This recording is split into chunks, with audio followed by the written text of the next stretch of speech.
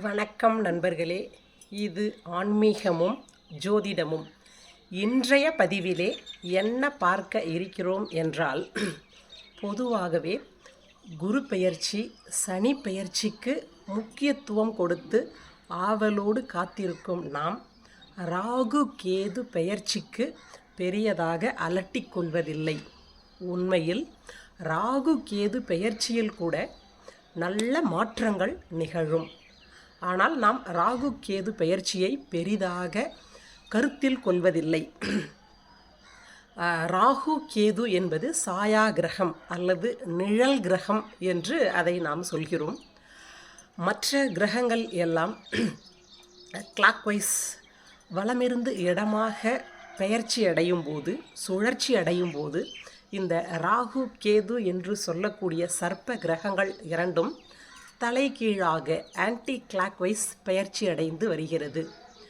இப்போது இந்த 2025 ராகு கேது பெயர்ச்சியிலே கேது பகவான் ரண ருண ரோக ஸ்தானத்திலிருந்து, அதாவது 6ஆம் இடத்திலிருந்து பஞ்சமஸ்தானம் என்று சொல்லக்கூடிய 5ஆம் இடத்திற்கு பெயர்ச்சியாகி இருக்கிறார்.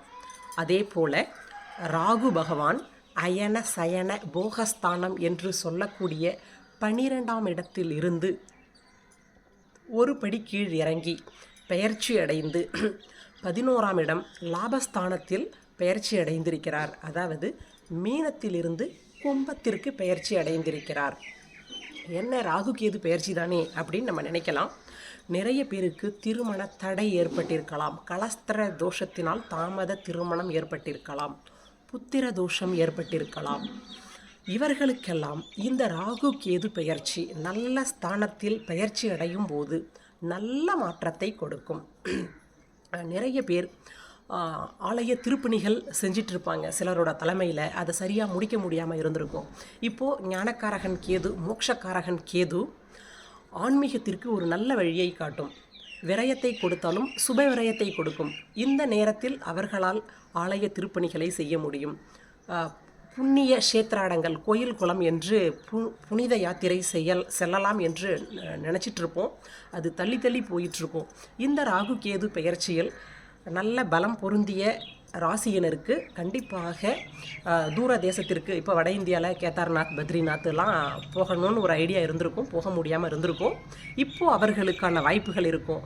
வெளிநாடுகளுக்கு உயர்கல்விக்கு முயற்சி செய்பவர்கள், வெளிநாடுகளுக்கு வேலை தேடி செல்பவர்களுக்கெல்லாம் இந்த ராகு கேது பெயர்ச்சி நல்ல மாற்றத்தை கொடுக்கும்.